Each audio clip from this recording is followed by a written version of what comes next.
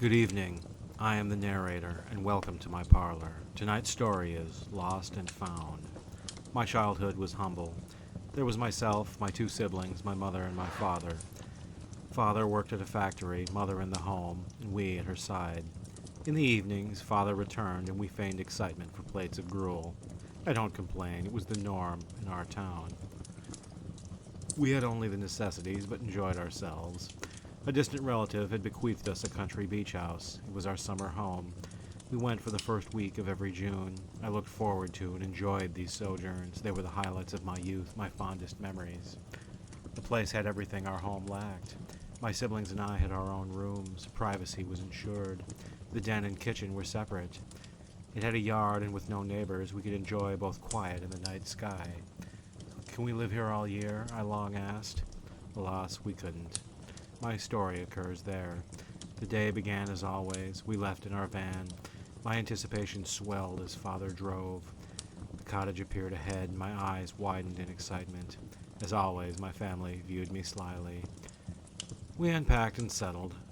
The day had ended, and we were exhausted. My siblings and I retreated to our rooms while our parents relaxed in the den. I inspected my bed and nightstand as always to ensure there had been no intruders. There hadn't been. Before I could sleep, I had to see the night sky. The moon and stars could be seen there. Seeing them certified my escape from the usual doldrums. I skipped to my window, opened it, and peered outside. While entranced, I noticed beneath me a vague movement on the lawn. Alas, my focus was diverted. I wasn't concerned. Again, we had never had intruders. If this was a burglar, he would be disappointed and hasten off. This was likely an animal, small and innocuous. If anything, I would have a new playmate come dawn. I peered down and was taken back. It was neither animal nor human, but a figure I couldn't identify. Its form was human, but taller and broader than any man I'd ever seen. Its baggy shawl and trousers were not of a style I'd ever known. Its head was large and bald, suggesting deformity. More confounding were its movements. I expected it to lurch forth with outstretched arms. It did nothing of the sort. Instead, it moved in circles, advancing only in a very roundabout way. It staggered, pausing, and then dragging its left leg as if it were drunk. I surmised as much. I was the last awake, as I was at home. Though the man seemed harmless, I had to tell father. But he was asleep, and I knew not to wake him. Indeed, that risk was far greater. I returned to the window to see if our visitor had stayed or left. As it turned out, he had left our beach, but was still visible in the distance. I watched him stagger, wondering if he could walk straight even when sober. He then vanished altogether. I assumed he had stepped beneath a hill and joined my family in slumber. As expected, I awoke to a normal and uneventful morning. First, I returned to the window. The man hadn't returned.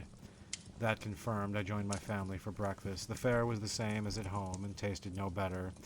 This was one thing we could not escape. I had to tell my father, but again couldn't. He enjoyed eating as much as sleeping, even if his meal was substandard. Again, the risk was far greater. Granted, this left me no excuse not to eat, but that was collateral. My siblings and I went to pick berries. We had before and knew they were edible, and a respite from the usual fare. Moreover, I could study the sand, covertly of course. The sun was warm, the breeze was cool, the beach and the fields were as always. With wooden pails we set to work. The bounty was large that year, and my siblings quickly filled their pails. I watched with cocked eyebrows while minding my other task. I motioned, and they heeded. "I'm going to search in the opposite direction," I slyly explained. "You're the oldest," they conceded. Of course I wouldn't be picking berries, but they would never notice. Soon I could no longer see or hear them. I walked to the spot where the derelict had been. There began my search. Feet his size would have left prints. Somehow they hadn't. My expectations dashed. I scoured near and far, straining my neck and eyes to no avail. He had left no signs of his presence. I returned to the spot and reprised my search, still to no avail. I sought a logical explanation, but my theories fell flat. The prints would have lasted on the sand. Waves could have washed them off. Yet there had been none the night before. Beguiled and bemused, I returned to my siblings, absorbed in this conundrum. The plot thickened. A sound came from the distance, first quiet, then growing louder. That of a boot and a stepping, a dragging. It seemed to stagger. I peered in its direction, but saw nothing. My siblings were idling with their baskets. To avoid a deluge of questions, I feigned enthusiasm. They bought my performance, and we returned home. After letting them in, I lingered in the doorway and stared back. Nothing. Less suspicions roused, I closed the door and joined my family inside. The day went as expected. I took part, but my mind was elsewhere. I was both baffled and fascinated, waiting for time alone. After a dinner of the usual fare, we enjoyed board games. I partook casually. We then retreated to our rooms, they to sleep and I to work. I didn't know what to do. I couldn't venture outside for fear of both them and my subject. Thus I stayed indoors, doing my best from my room. Outside my window was the same dark, empty beach. Would he return, or had this saga ended? Eventually he did, though not as I expected. I saw a boot by itself, unattached to a body. I was taken back. One can imagine my reaction when it grew into a leg, then two, and at last the entire form. Hunched at my sill, wide-eyed, I could only imagine its next move. It simply resumed its routine, lurching and limping in ill-formed circles, facing the ground.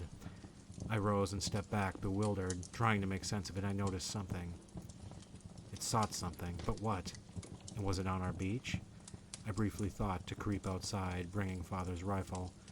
I decided not to. My family would wake with all that implied. Instead, I simply kept watching until he vanished, as he did the night before. Then I retired, having excavated my nightlight. I felt silly doing so, and took precautions so my siblings wouldn't learn. Still, I needed it. Under its dim glow, I dozed off, still gazing through the window. The next morning, I struggled to awaken. I had slept through the night, but quantity isn't quality.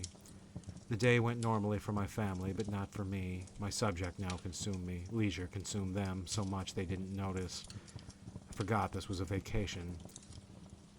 The home became unfamiliar. I felt stranded. My family became strangers I avoided. My siblings' pastimes seemed trivial. Again, I was consumed and wouldn't rest until I knew what was transpiring. Luckily, I was able to conceal this. I could have concealed far more, but was a good son. Crank, yes, but a good one. At least I no longer tasted our meals. I watched my siblings outside. There I heard again the trudging and the dragging. "What is that?" they asked. "What is what?" "I hear nothing," I replied.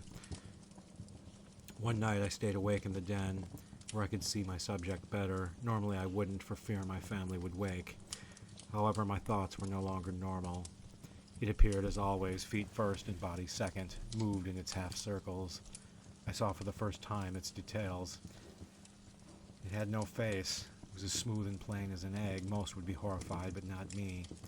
I didn't know if it could see me. Still, I lay low in the den's darkness.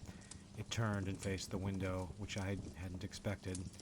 I sank to the floor as flat I could. My move worked. I stretched my arm beneath the couch and felt a hole in the floor. It was small and square, and then I felt a box inside. My focus shifted slightly. The figure drifted off into the night. Certain it was gone, I crouched and withdrew the box. By moonlight, it didn't depress. It was merely an old wooden box with a dull exterior. If it weren't old and hidden, I would have returned it right away, and was about to until I felt a weight within. Curious, I opened the lid and peered inside, but saw nothing. I reached in to prove I was mistaken. Something was inside, though something I couldn't see. Bewildered, I felt it to gather its shape and dimensions. I could determine neither. Both seemed to ebb and flow. I returned it to its box, and its box to its hole, and then retired for the evening. If only I could have turned on the light. If only bills. Sleep came quickly. It had to, but it was fitful and sporadic. The figure in the box flashed in my mind. When I awoke, I may as well have stayed up all night. The dreams continued even when awake. I neglected the charade. My family could think what they would. The day went quickly, though no longer felt like a vacation. I didn't know what the others thought. They didn't tell, and I didn't watch their expressions. Again, the figure in the box were my sole focus. At nightfall, I trudged to my room, the only time anyone had ever trudged determinedly. I didn't bid my family good night. As soon as they were asleep, I ended my pretense at the same and trudged again back to the first floor. There I waited at my post. He didn't appear. Both relieved and disappointed, I thought to retire, but felt the need to stay. There passed a series of sounds. First a footstep, then a foot dragging, then a second step. He had entered, though the door hadn't opened. What to do? Run to my room or stand my ground? The steps grew louder. I tried and failed to tune them out. Slowly I turned from the window and peered into the darkness. There its foot appeared, then its leg, then its head and torso. It loomed above me. I couldn't move despite my best efforts. It hunched its shoulders and lunged forth. I expected a collision. But we didn't collide. Instead, I just felt a chill. It passed through me as if I weren't even there.